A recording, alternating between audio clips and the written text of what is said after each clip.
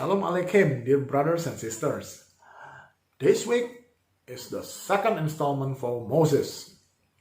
I want to talk more about Moses. Last week I talked about the sign that he was called, the bush that light up but did not burn to ashes.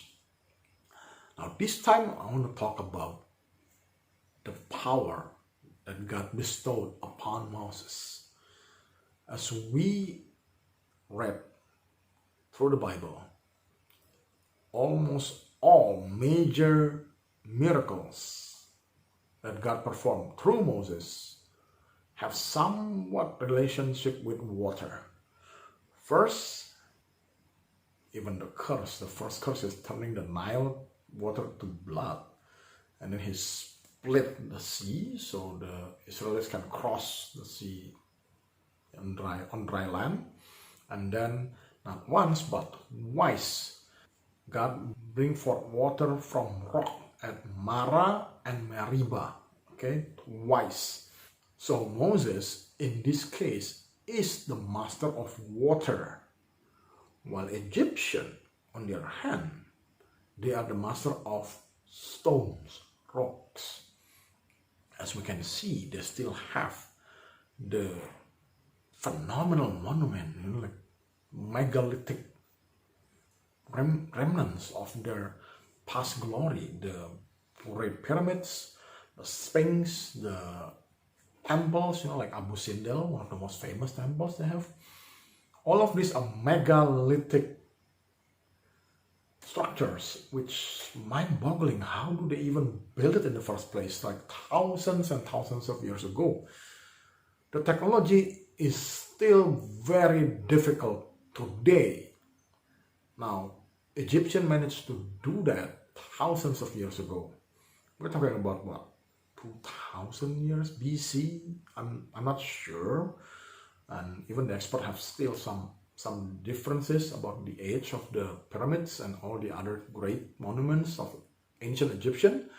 But we all agree it is of unreal difficulties level. It is unbelievable achievement of monumental level, like unbelievable. They created some of the finest monuments the world have ever known.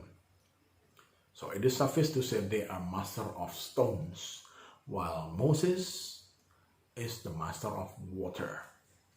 Water have two very distinct properties. One, it is the supporter of life. No life is possible without water on earth, whether it's a microbe or the giant sequoia tree. Every living being on earth needs water to survive. No water equals death. Second, water also the most devastating destroyer of them all. We know that from the flood.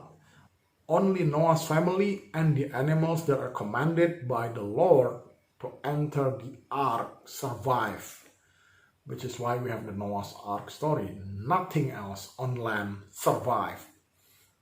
Now, with this much power, we can still see it, like the mini version of it. Whenever a storm strikes, you can see like downpour water, flooding and everything. It just wreaked havoc and destruction. That's how much power water have. And also, water have this unique ability to erode. See this giant mountain of granite or whatever hard rock, and water just flow through it and erode it slowly and carve its path through. Like, I don't know, it's very, very unique. Where water is very nurturing, very soft, very gentle, but yet at the same time carved through the hardest rocks, and nothing left of the rock but fine dust and sand. No other substance on earth does this. If you see like wind erosion, it's not exactly the wind itself, it's more like the wind carry fine dust and use that fine particle as an abrasive material to sand away the rocks. But water, like water itself, this such precious liquid actually carve the stone. And we harness this power of erosion by focusing it and pump water in such high pressure, such pointed point, and we make, in my opinion, like the best cutting tool the industry have ever known. We call them water jet. Okay, this water jet cutter can cut through like thick steel, hardened steel, even glass, which is ridiculously hard, and all without damaging nor changing the properties of the metal. See, if you use blowtorch, like in the old time, blowtorch is this very high heat flame, okay, from gas and oxygen mix. Once you cut it, the cut marks need to be grind and clean, because it's not clean, okay, it's still jagged, and there is this metal hardening because of the heat. But with water jet, the cut mark is clean, as if you like paper been cut by sharp scissor, and there is no hardening at all. So the property of the metal stays, which is perfect for any manufacturing and construction. You don't want to have hardening of the metal because you want the flexibility of the metals to be there. If you want it to be hard, then we heat treat the whole thing, not partially heat treat thing. This is why welding sometimes is avoided in construction, because it tends to make the metal harder. A hard metal will crack under pressure like earthquakes or strong winds, okay?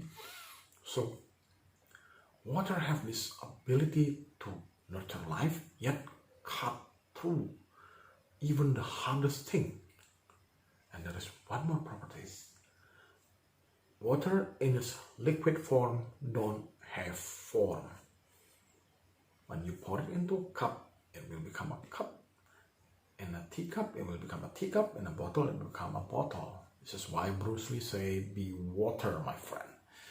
In his context, he means as a martial artist, one should be adaptable, like adaptive, not stick to just one way. This is the only way. This is the right way. No, you have to adapt. Okay, see how your opponent react, how he moves, how he strikes, and then adapt to it.